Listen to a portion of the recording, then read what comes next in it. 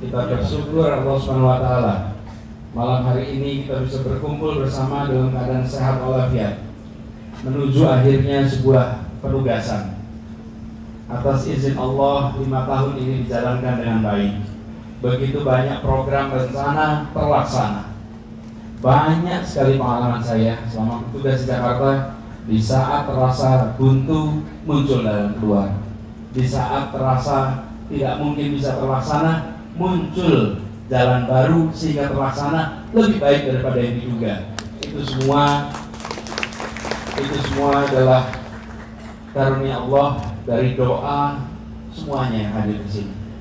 Banyak yang mendoakan dari tempat-tempat yang tak terlihat, yang tidak pernah cerita, tidak pernah bertemu, tapi mengirimkan doanya. Dan alhamdulillah perjalanan ini menjadi perjalanan yang insya Allah kita ikhtiarkan untuk menghadirkan keadilan sosial bagi semua.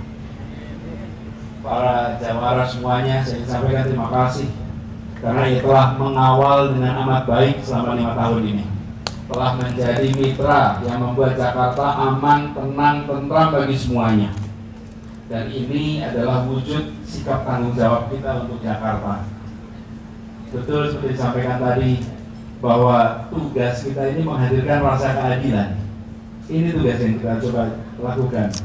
Jadi di antara berbagai acara yang paling mengharukan itu hari Minggu kemarin, ketika ada acara dengan kampung-kampung yang menyebut dirinya sebagai kampung-kampung miskin kota.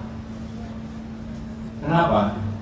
Karena mereka menceritakan pengalaman yang saya sendiri tidak pernah membayangkan itu terjadi. Rekamannya ada, nanti bisa dilihat rekaman mereka. Tapi ada satu pesan dari mereka, Pak Gubernur, baru sekarang kami bisa tinggal di rumah kami tanpa takut ada orang yang datang dan bilang harus pindah. Abang-abang desa yang bekerja di kampung-kampung, mereka cerita baru sekarang kami bisa merasa tenang, becanya tidak diangkut. Kadang-kadang udah diborgol pun masih dipotong, diangkut. Dan ini adalah pengalaman-pengalaman yang saya sesungguhnya tidak pernah membayangkan. Ketika kita melaksanakan itu semua, kita merasa itu ya sudah seharusnya, bukan sesuatu yang luar biasa. Sudah seharusnya orang punya rasa tenang. Sudah seharusnya orang bisa tinggal di kampungnya dengan bahagia. Sudah seharusnya diberikan kesempatan untuk bisa hidup tenang. Jakarta ini kota buat semua, termasuk yang belum sejahtera. Termasuk sejahtera.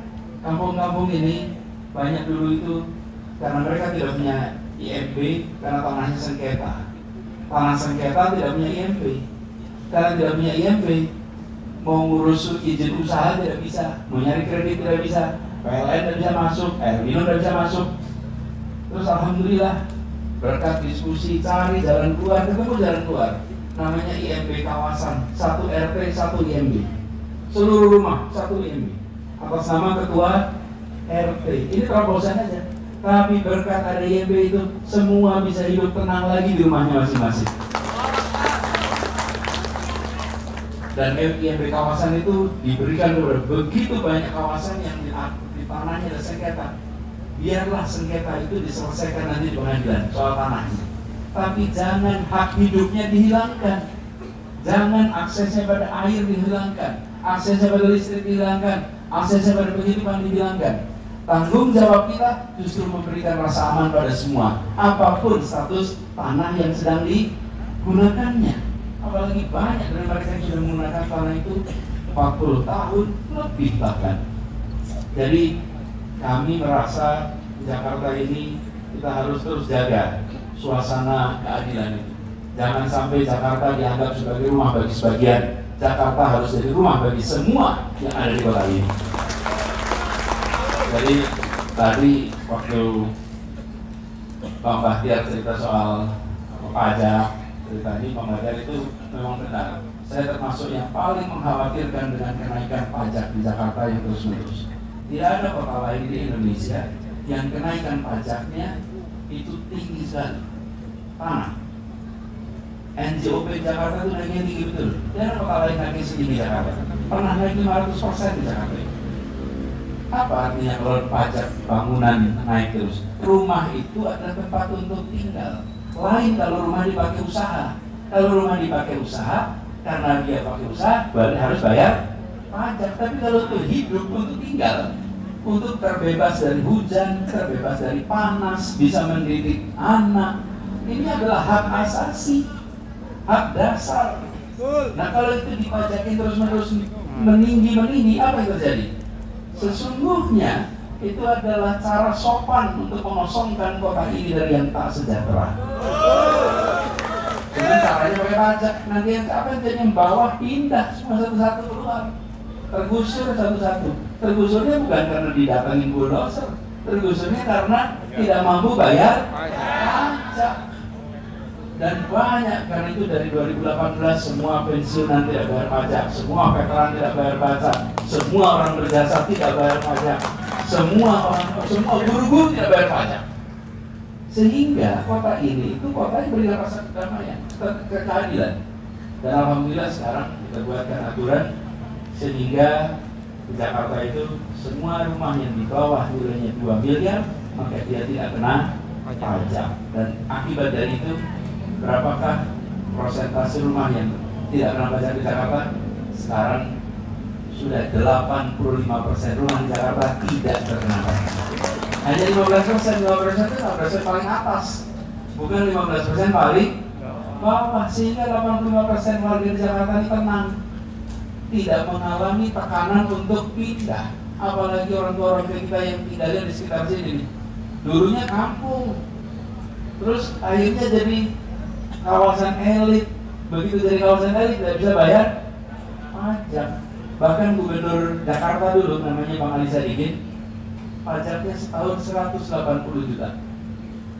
Gimana coba bayar pajak 180 juta? Itu anaknya iuran untuk bayar pajak bagi rumah warisan orang tuanya. Itu kejadian begitu banyak. Akhirnya satu-satu terusir keluar. Alhamdulillah proses macam itu telah berhasil dihentikan sekarang. Nah, ini harus kita jaga sama-sama ke depan. Jadi saya ingin sampaikan kepada semua, alhamdulillah 5 tahun ini Jakarta kita syukuri telah mengalami perubahan untuk kebaikan. Insya Allah ini bisa jalan terus. Dan insya Allah apa yang dikerjakan bisa kita jaga sama-sama nih. Jaga sama-sama supaya kita merasa tinggal di rumah kita sendiri. Kita bukan seperti numpang di tanah kita sendiri.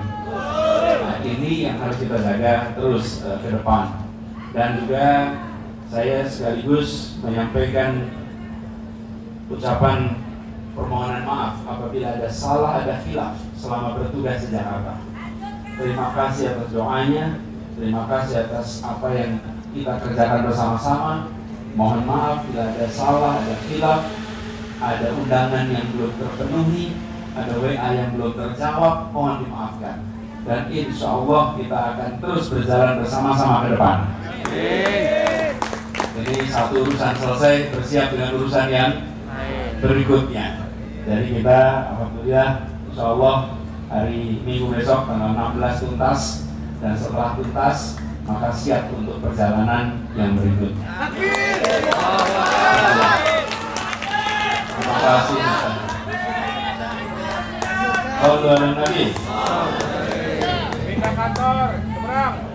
Saya ingin sampaikan terima kasih pada para alim ulama, pada para asatidz, para habaib yang selama ini terus mendoakan dalam perjalanan ini. Insya Allah mereka semua diberikan kesehatan, dimudahkan dalam seluruh kegiatan dakwahnya, dan terus menjadi penjaga umat di Jakarta. Izinkan saya mengakhiri sambutan ini. Boleh nggak pakai pantun? Boleh ya pakai pantun? Iya, belum berpantun. Ya, biar nggak kalah sama Bang Dul. Ke sungai cari ikan arwana, terus dimasak pakai sambal roa. Selamat datang para jawara, di balai kota kita berdoa.